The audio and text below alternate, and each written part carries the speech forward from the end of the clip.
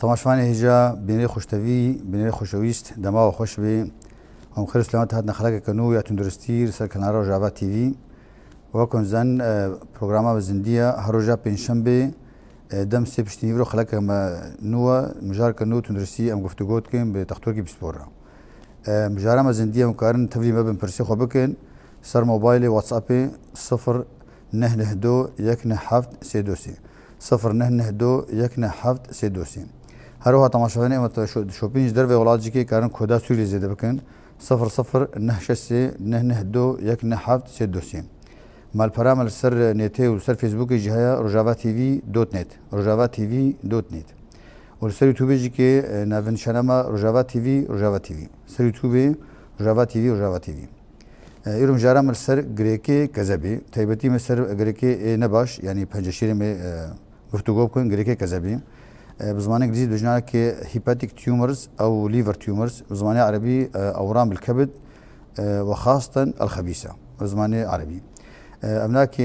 رخصنا الجهانيه تندرستي سنه 2023 راپورانا که سر گریکی کذبی به هر سال 2 میلیون کسی گریکی کذبی بارشن گریکی کذبی نباش یعنی پنجشیری پنجشیر یا کذبی دکوی رجایی نمراش شادش پنجشیری ونزان رجایی که جم جنی یا پیسیریا و جم زلاما یا بروستاتا یا ششا نمراش ششا کذبیه لید هنگی گرینگا و هنگی مثلا نکه دجوار سر مروان سر جانوانا که نمراسیا یا دمرنه د پنجشیری یعنی پنجشیرا نمراسیا یا گوپی کس دمرن یا سیا یا پنجشیرا کذبیه نوادج که سر صدی پنج صدی پنجشیرا جهان گشتی یا کذبیه اما مجانا گفتگوکم دکتر عقید اکرم علی رام پیسپولین خوشی هرسی و هندورین کاری خود باجر قام شد که سال 2021 و بردا سوری پیرام کاری خود خوشخانه گشتی و تبدیج کرد که دکتر خیر سلامت هاتین وید صاحب سرچاوا دکتر سلام ورشته و تماشاوانه ترى اگر سپاس دکتر ناکی مایرو مجارک تایبت بجارت جبرگو گریگه کذب دائما تکرخه كده انه چارسری جوارنینا و داویا مرنا بس هم تخوازن انه بين اسكرن انه چارسری واجی هيا و گوزو بين اسكرجي که بکی اون خوش راحت به کامل جناینا که به پاراستن راست دكتور وقت تاني زمان دسبيك دجي گریکی کذب نحمو گریکی نباش نیه پنج شیرینا یه نباشی هنا و یه باشی هنا يعني یه باش يكو نابنا پنجشير او نا بهترن جي نباش بس يه نباش وقت اقودي شغله مليونك انساني هر صال بيت كبي اف هناك جواناجي مثلا كذبي بخوتشيد بن وبشك جواهيا بشي هري مظن ج پنجشيرات در ندي تين سر كذبي تون همه سر اندامه هرسي يعني قلتي زمان عربي اعضاء الجهاز الهضم هم خاجي كوكو بشكي دائما اقول ليفغاركا كرت بحثا وانا كيف اعضاء مثلا بيجن يهرسي دسبيك دا ماغو عمليه هضم يجدف دسبيتكي دفو كامزان درانا وزمان وهناكي مفرزات لعابيه جي هنا افنا خوارني دهيئنن كو بري درباسي معدي وابي دبيرة تي مري وبلعوم هيو بلعوم ومري بيرتين طبعا اف بلعوم ومري اف انبوب عضلي نام تكارن بيجن وظيفها بس خوارني جدف بجهن معدي تبيرة معدتي معدجي وي خوارني دهيري وبريا انزيمات واجي مساعدة هضم دتكي ودهيرتنا مع خوارني دتكي دبيرة ايدا بنكرياستي وروفيه بجوجكتين وروفيه مظنتين طبعا عمليه هضم بهتري خود معده دشيد بي وامتصاص بهتري خو د امعاء دشيد بي عند روفيه دشيد بي او يكو مساعده في هضمي وفي امتصاص يتكن يك جوانا بنكرياس ويا ديجي كذبا اف غدنا اف تابعي جهاز هضمي غدا طبعا كذب غدا هري مزند لاشتا الآلي راست كذي وزناوي الإنساني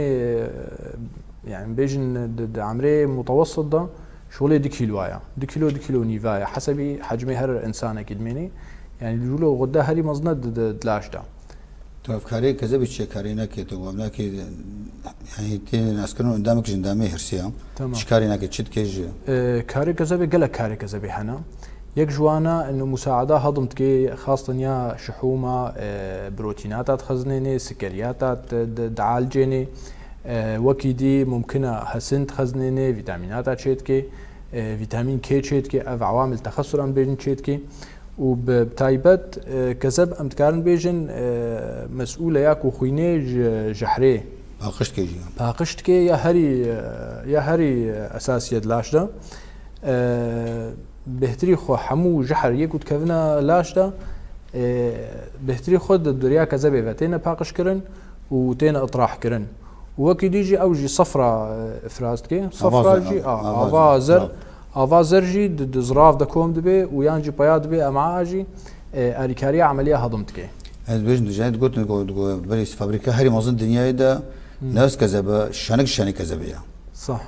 لكن هم هندوری کذب اشتیده تقول ران تشين راي خوني تشين دربات ديفا وران هنا زراف باید کن و هر کی جودان شد كذب بخوا وخلايا كبدية ام بيجنو خليه مسدسة بهتري خوا كامل خلايا كذب تروياوي عم بخويناك وتيسر كذبه بهتري خوا يعني غيره ننا نوك فا غدي دياد لاشتا ام زانين شراينا بهتري خوا غده دستين خويني بس كذب حفتيش صديق خويناك وتيسري بريا وريد الباب تيسري وريد خوينات فقرينا وخوينات شي خويناك ودفقر هيج امعاء وانا كومتكي وتيني سر كذبه و30% سه صديق خويناوي شريان كبديتي افجي يعني هر نافا نقيبانا خلايا كبديه ده هر نقيبانات دصفي خلايا ده ام بيجن فرعك وريد الباب تي نكبه سوريا يا خوينتين وفرعك اوريد فوق الكبد هيا وطرق صفراويه ياكو افازر كومتكن حمود نافا كذا ده هنا هناك يعني شما تيبتينك ولا تيبتيك هناك هاي كذب وكما قلت بهتري خو تيبتياوي انه بروتينات انتاجتكي البومين وانا حمواتشيتكي خويني باقشتكي جحري اف جحري كودلاش داش حموا خويني باقشتكي كمخزنه حسن را جلك مواد ديره كذبه درماني ام تخون اغلبيه و بريا كذبه تي باقش كده خويني درت يعني خويني تشتي سامبه دخت خويني داش برولوج ام بينن يعني كو انسان زياده درمانك زياده ببي يانجي د وقتك وجحرك ببي تشتكي ببي يا دسبيك ده تاثير بيد بي قالكي كذبه جو بري قرشكي جي قالك جوانك طبعا قالك جوانا بريا كذبه تينا باقش كرن وقسمك ديج هي بريا قرشكي جي وهنا كانت قرشك وكذب هردو باقش كن تونها كذب جانتي بجلي قرشك خراب تشك جي وريك دي هي كذب شقاجي خراب بك كاري خوك يعني استاذ بينجه كذب كو جارنا مثلا بيجن كذب دبي دبش يا راستي يا تشابي يا راستي مسترج يا تشابي دبارچانا وقتی پارچک جوانا تقریبا هر پارچک یا تشابي شغله 40 صديه یا دي شغله 6 صديه يا راستي حتى 40 حتى 50 صديجي كوش كذب هري ممكن كذب بكاري خضرابي يعني حتى نيفي يجي هري بكاري خضرابي تون همين السر خلقامه تيبت يرو ما بحسا غريكا كان منها بحسا غريكا بشتي غريكي باش ونباش وشتما غريكي نباش بنجشي او غريكي كذبتش يعني بناسياوش كان بغريك تجارنا كيسن جارنا كوينيرن جارنا راي خوينينا وجان غريك بيجن اف تشوهات عم بيجن بشكل عام يكو سر كذب خياتكن بهتري خاصه الولاطيمه قالك كيس هنا طبعا كيس بريا طفيلي كي تشيد بي بريا حيوانات عاد نقلي او طفيلي تكذبي ده دبي كيس اف قالك او جاك محساك او مجارك شكرماتشي بي او شكرما او كيس كرماتشي تمام او اف كيسه افنا ببنجشير بس د مرحله ده ممكنه وقتي مازن ببي وقتي ببقي مشاكلات شيت كي بلكي جارنا بدرمانه دشي وجارنا جي عملي جير لازمه مشترقريه وكي دي غريك دي جي هني غريك مثلا ام بيجن ي سليم هنا او غريك شحمينه وكا ادينوما ام بيجنوا هيمانجيوم هنا غريك خويني وكش هني كانت نافا كذا بده تشيد بن اف تايبت اف هري قالكي كيسن واف ي خوينينا هيمانجيومن ترى في غريك الدنيا قلكي بلا يعني نخشي خواتي قالك كور رجال بيجند بساسدي بينج ايش حفتا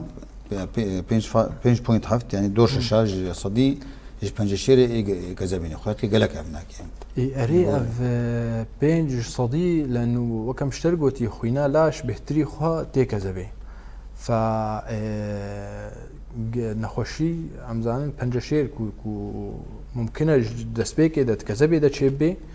وممكن اججها كي ديوري وكان هذا عم بينن ممكن بهتري خوا دفرنا ديوري دفرنا ديوري بريا خويني او خلاياتين كذابي ده وقت بيجي الور دفدن كذابي ده ام بانتقالات ورميه الور شيدبن بهتري خوا مثلا جياج فشكتين انبوب الهضمي درنا ديتين ممكنش بنكرياس ورنج طرق صفراويه جاد انه اصلك انه غريكي كذا شدن بلكي اي برجوانا كي ني كذبين جدر في كذبتنا كذا خب برانيا غريكا يكو امبيشن بنجشيري يكو كذبه ده تشدبن نسبه مصدر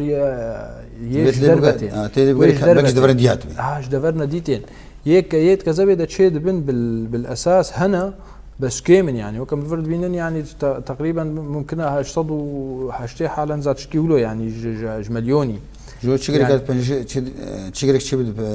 كذا بدا ديك لي بقري بلكي جهكي ديها بجهات بيدا بري خويات كي طبعا او جي ريوي هنا ريك وكشفي كسر كذبه بخوبه ولا كنسر كذبه مثلا دركت بريا تحليله بريا خزعه انه اف جريك جدرك دي هاتيو هنجد فيم لي بقرن كمصدراويه اساسي كودرا انا قلت بحث كنت اقول لك جوانا كي يعني رجايا هريزي ده انه غريكي اي باشن ايش كذا بخوتشيد بن تنجي او شو فكر اي باش ونباشن يعني يا باش ما قلت بلكي ممكن كيس بي ممكن كيسك بي سر كذا دسبيك ده كيس خويات كي ممكن بشتي كو او طفيلي وري كشتن تكلس بير شيء ببي وكا غريكا كي مرخيا بكي جغينا كيسا ماغو كيس قالكي الجمع بلابويا وكيدي هيمانجيوما تشنا هيمانجيوما وك شهنكي يعني تجمع دمويه دنافا كذا اف كيس وهيمانجيوم بشكل عام وقتي بتوجك بن تشتك الجوار نايكرن تتاثيرا بس وقتي ما ظنبون تعدل دورا خوكرن بلكي تشتك جوار لازم بي يا درمان ينجي تداخل جراحي يعني بيشن عملي لازم بي وكيدي ادينوما هنا بهتريخ الجم جنات بن وكيسات يعني افن بهتريخو افن يكو ي باش يعني يكو نابدا بنجشير يكو دبنا بنجشير مقول بنجشيرا كذبه بالاساس هي بندا سرطان خليه كبديه HCC ابناء يا هريا ابناء هريا كوجي تشد بي وهيباتوبلاستوما هي ابناء جلكي تشد بن وكيدي برانيا غريكا جدر ندي هاتيا بنجشيرا درك دي هاتيا ممكنش سنجي هاتبه ممكنش فشكي هاتبه ممكنش معدي وري ممكنش بنكرياس يعني بروستات كو دربه ممكن جي وري تو هم جوري هناك في بنجشير اي كذا بخوا چه جوره چه شیوه اینا کنه مقابل ما بدون چه اشکالی اینا کنه انه ايش كذا بخوتشيد بن يش كذا بخوتشيد بن ام بيجن ممكنه غريكا كتني بي دي جهه كي تني دبين هكذا ما قلت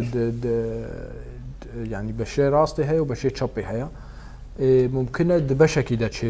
غريكا كمازن بي ممكن غريكا كبروج بي ممكنه زيدي غريكا كي بن دبشه كي دا وبلكي كذبه كامل ده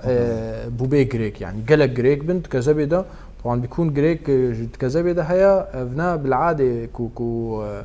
كوش كذبه شيء ببي ام مراحل دسبه كده ام ببينن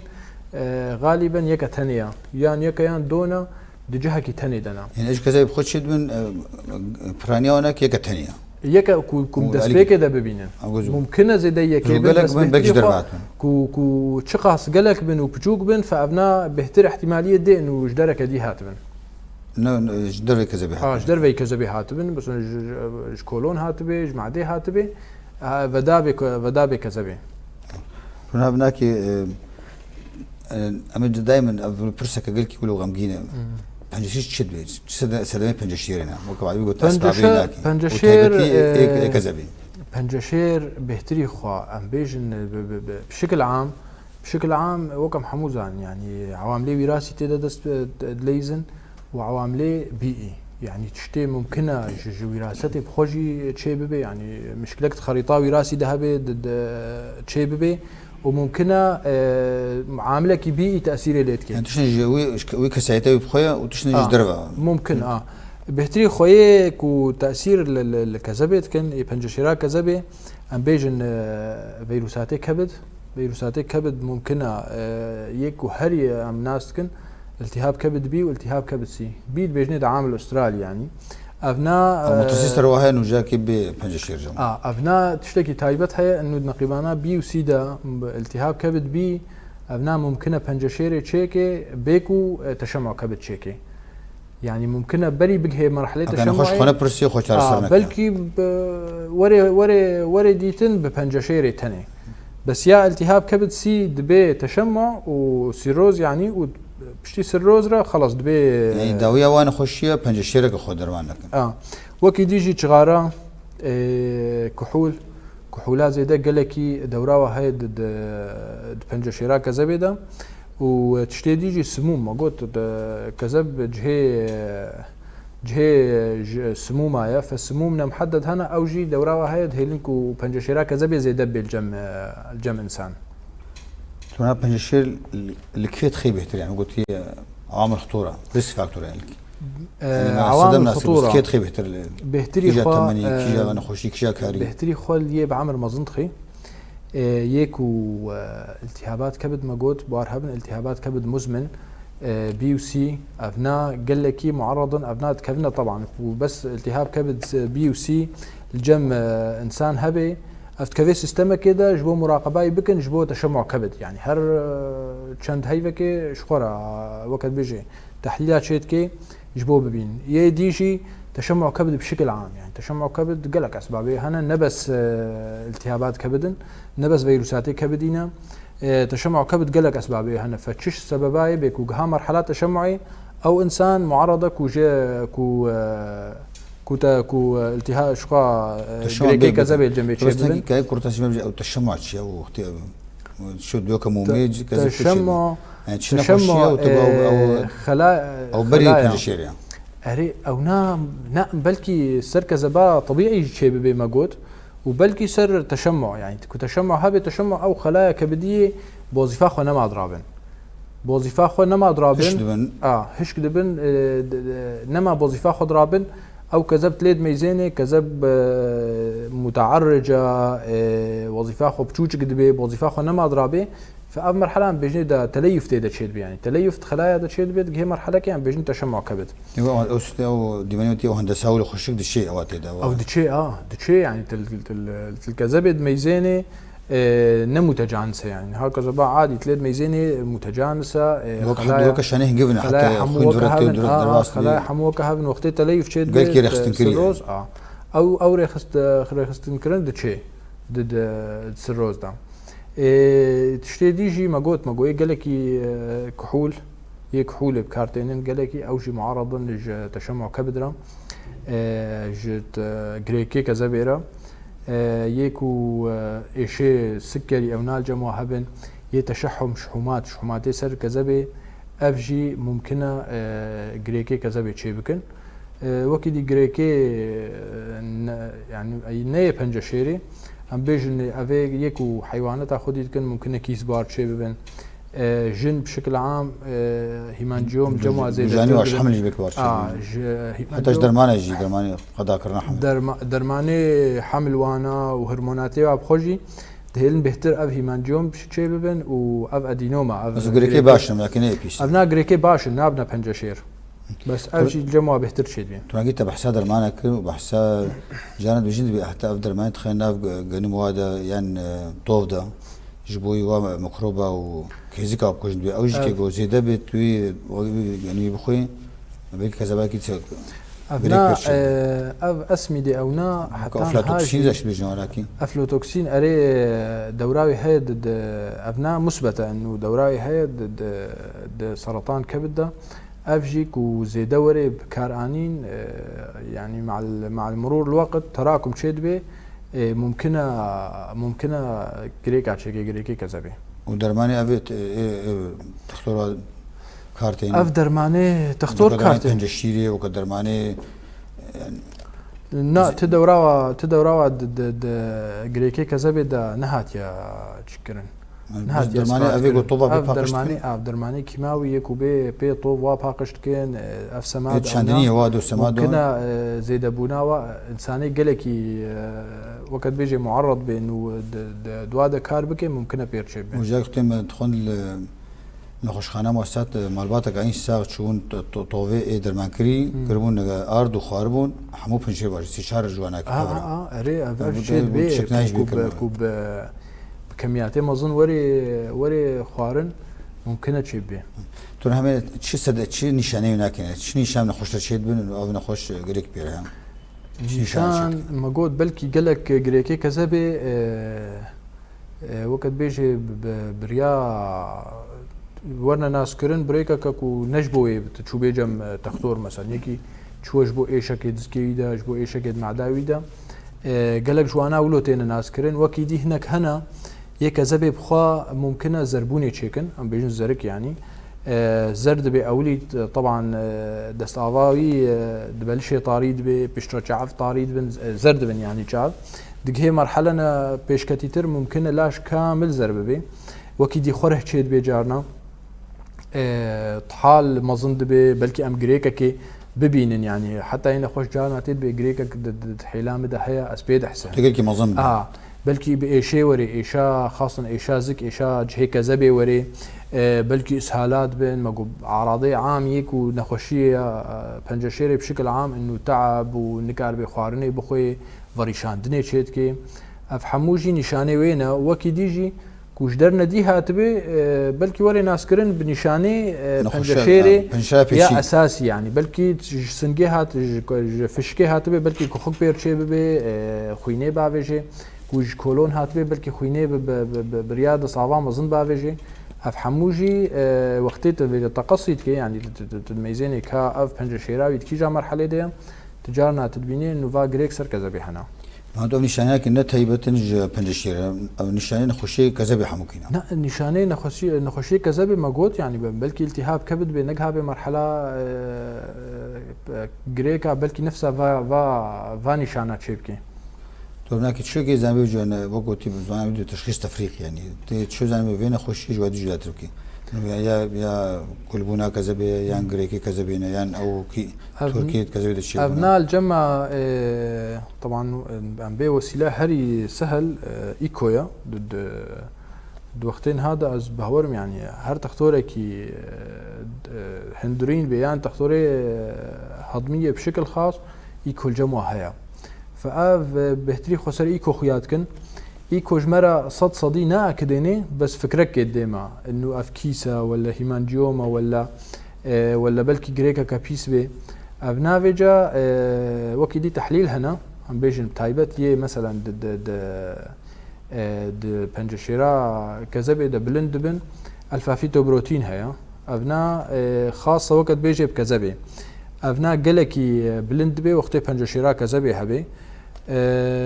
بشترا تشتي ديجي تصوير هيا تصوير اشعه ام بيجن طبقي محوري رنين مغناطيسي اف هردو جدار تخن فكرك الدنما تشخيصا يا هري داوي انه نها حاليا نوعا هنا بريا طبقي محوري ورنين مغناطيسي تينا شخصان دن ام بمثلا اف جريك اجبوم زانبن يا كذبه ولا جدار ندي هاتيا طبقي محوري يانجي رنين مغناطيسي ثلاثي الطور ام بيجن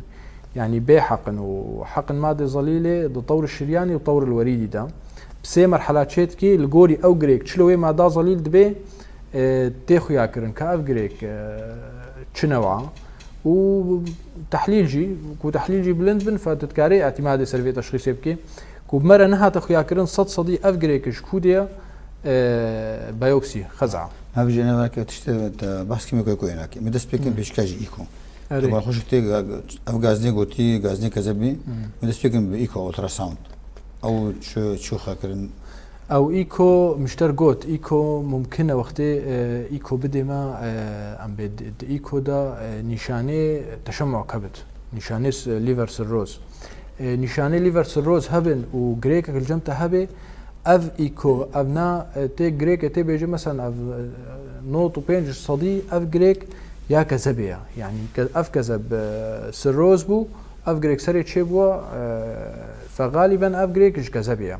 وكيدي وقتي مشترقوت وقتي ورم دموي به هيمانجوم او جيب سر ايكو تقريبا ام تكارن بيجن نوت و بينج صدي ام تكارن بيجن افنا هيمانجيوما كيس جي نفس الشيء كيس جي خياتكن وقتي تبيني كذب كامل مثلا حمو جريك بن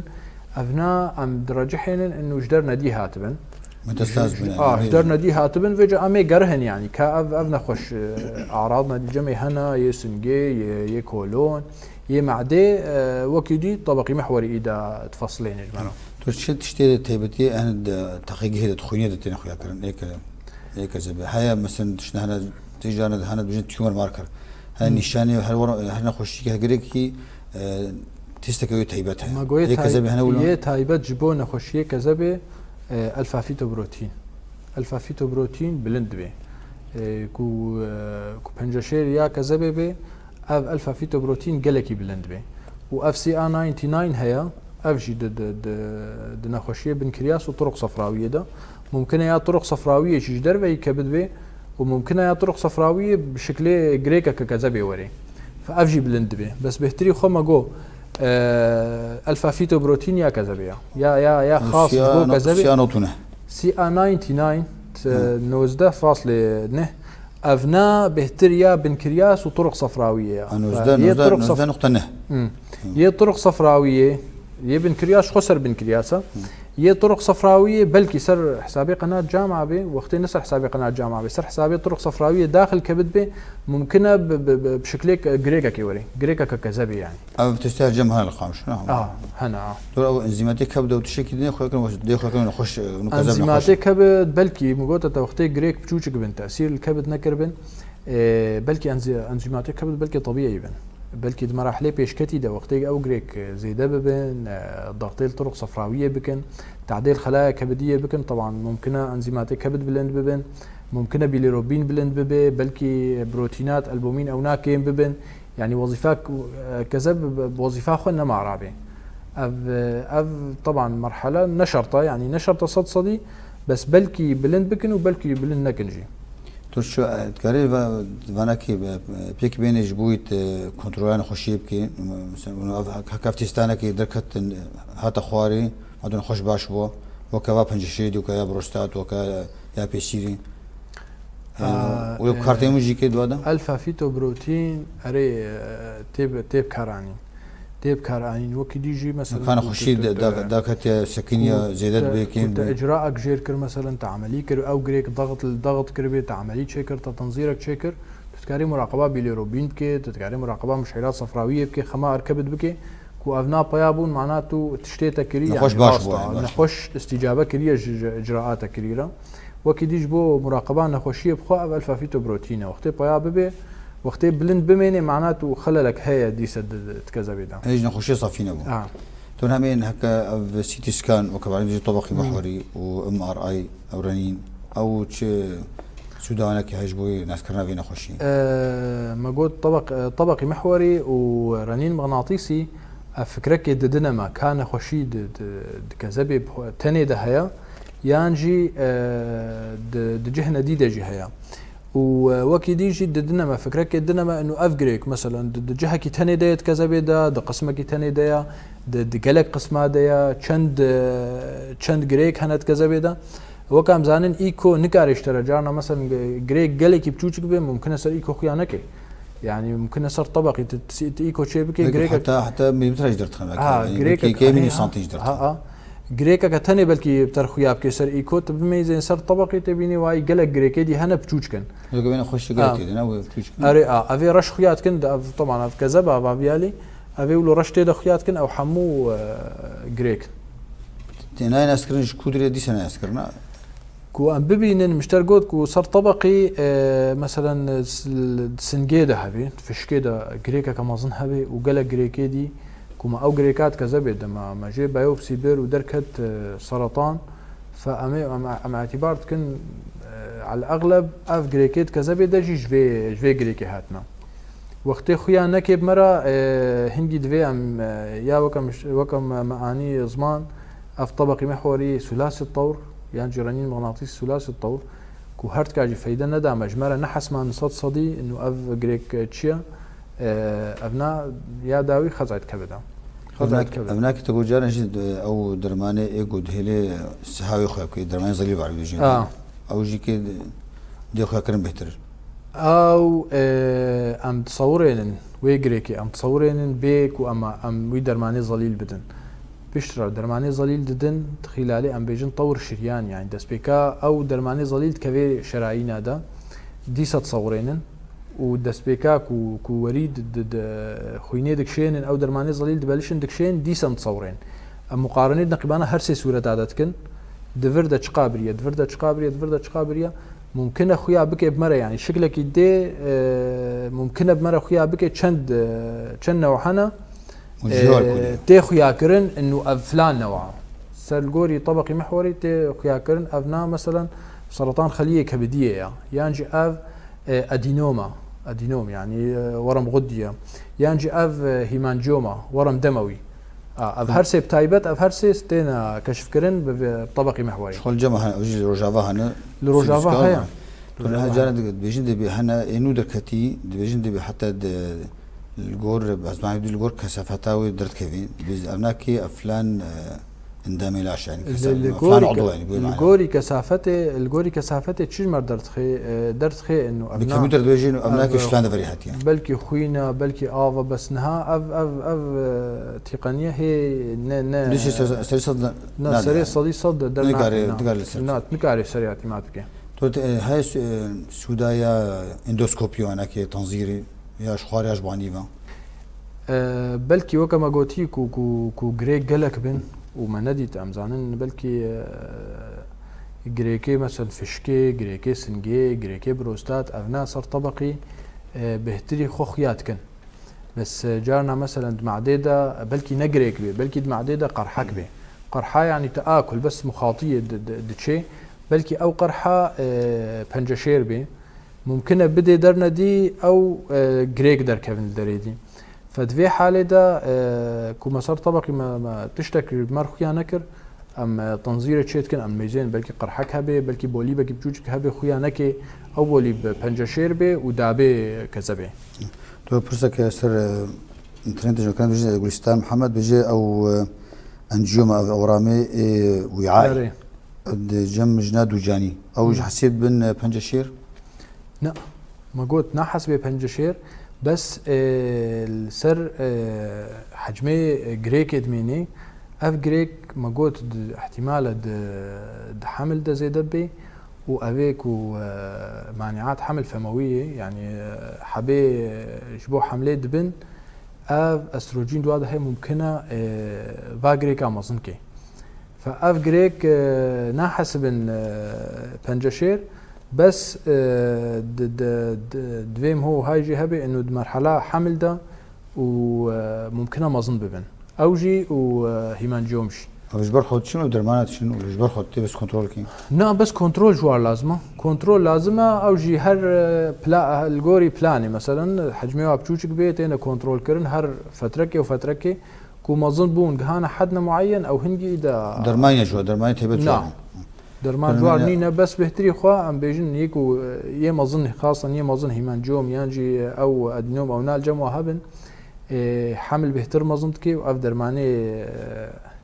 يجبو حمل يجبو منع حمل او جي ام درماني هرموني جرك كارنوين يجبو فرصتي ندنا كو مصدر ببن تونامين بحساو بايوبسي كر او بارشكيش كذا بكشين وبيستر باثولوجي بن ميكروسكوبيت ميزي كاتشي او شكيرا بيوست شكيرا بايوبسي كو اف جريك مرنها تخيا كرن اف جريك ان سر تشيا يعني سر كذبيه ولا جدرك دي هاتيا اف جبو وري معالجه كرين افنا طبعا فيم زان من نوعيه شيء بون كاربن سروي اساسي معالجه بكن افنا امكن جيت كن وقت ام نجها انا تشتكي صدي انه اف جريك كذبيه ولا جدرك ديه ولا سنكيه ولا كولون وايا لفر ام بايوبسي تشيتكن دنوعي بايوبسي هنا يا بجراحه يعني عمليه تشيتكن زقد فكن دراجنوي جريكي كامل تحللين يانجي بريا درزيه جدر علاج بريا ايكو يانجي بريا طبقي درباس دبن نافاوي وقتك يجي دكشينن وتحلانتن توك ولو جاليري خد بجد ولا او جريك كبير ابو بايوبسي جيك شاندن وبلعبو تشكي له هيا ولا ما تشتكي له هيا علميا تشتكي له نينا يعني علميا تشتكي في اشتغاليه وقت باثبات كنينا لي او غالبا نخوشيا بيس ام زان وقتين نخوشيا بيس كو نخوشيا يا نبيس به نابي يا بيس ام زان نفيتشتي فوقتين نخوشيا بيس كو درت كفي عمري هي مرحله كزمني ده خلاص يعني بيش تبي نبي بلا وي بلا بي فد مرحله كده او انسان نسو جدرجيه او انسان تشجم تختار اكيد شكل دركتيا فاو نخوشي بلش يد لاشيده شغله وقتت بايوبسي جي بيجي وتنبيجي وي بلا بي ودام في غازنات كن ولد شك بي بنبو درزي لي خصو نخوشي بلاو ابنا اكيد علميا نراسطه بس وكا مشترقوتي مرحله كده نخوش تشجم تختار تشتك بير هيا او نخوش بلش يد لاشيده شغله يعني وقتك ده وي بلابي بايوبسي جي بيت النبي بلابي تنامي غريكي افيش دربتين غريكي وي كذبي تيبتي هندكن ايش دربتين ده شكو بهترتين كذبي او تشي تيبتي كوانا كي تشي نشاني واهنا وقالوا دي اورام انتقاليه ما قول نشاني وا بهتري خوا جلكتين يعني متعدد عن بيجن تدبيني جانا زي دي دها بعضها جلك هنا شكودتين سنجيتين ممكنه سنجي ورن ممكنش فشكي ورن ممكنش معديبي ممكنش كولون بي بروستات بي جم زلامه ممكنش هسطوه بي مبايضه بي يعني هر نخوشيك حتى نخوشي خوينيجي حتى شرمجي حتى اي شرمجي هر نخوشيا بيس حمود هبي ممكن وري كذبه هذا كذب وصافي كله ميجي يعني هي ميجي ددمين بس يدي لاش كودي ممكن بنقل حتى يخوينيجي جارنا غريكي كذبه ددن ابني شناوي تبتي نخوشا بيشيد مني سر نخوشي يعني جارنا عم بيجن كو غريك ضد كولون ذهبي مثلا يعني جد ما بيض ذهبي بيرا غريكا كتني بجوجك كذبه ذهبي يعني دغريك هبن دجهكي نيزيك ده تتكاري وقت تراشتا بنجشيري يا اساسي تراجي غريكي كذبي جي بيرا يعني تتوي قتاج كذبي ياكو اصابه بوي تتكاري وراكي وكيدي علاجا نخوشي اساسيه يعني حتى درجه هتبت وتا سركت كاري يات كذبي دي حالاتنا محدده يعني وقتك وجهك تني بكتبي او غريك نيزيك هم سرو بيا نيزيك بجهك تني بكورابي بوارد كانوا راكن تنامي چار سريا وناكي غريكي كذبي بغشتي چار سريا واتش نشترگری درمان کیموتراپی چهار سریا و بهتری خوا یک کود کذب بخوده چید بن جارنا گریک کتنی به کذب وکی دی پاکش به اولفر تتکاری قطکی تتکاری جراحه چکی يعني تراجع او قسمي كو غريك تيد هي تراجع قسمي كامل وقتيكو غريكك تاني هبي مثلا والجمتا كذبجي سروز بتشمع به يعني الفرت غريك راك يجي كذب تعبيه الفرت تكاري كذبي ببدليني يعني بيجي مثلا تكذبي بتشيني يعني تكذبك كانو ديني وكيدي تشتدي هني علاجات كيماوي هيا علاجات شعاعي هيا علاج كيماوي شعاعي ماقود درمان هنا درماني فموي او جي مساعد في حالة ده وهي تخسير موضعي يعني او بخود نافا ويجريك بخوده ويجريك بخوده درمانا تيدا تحقنين تسكنين قصري رايح دريا رايح وينيفا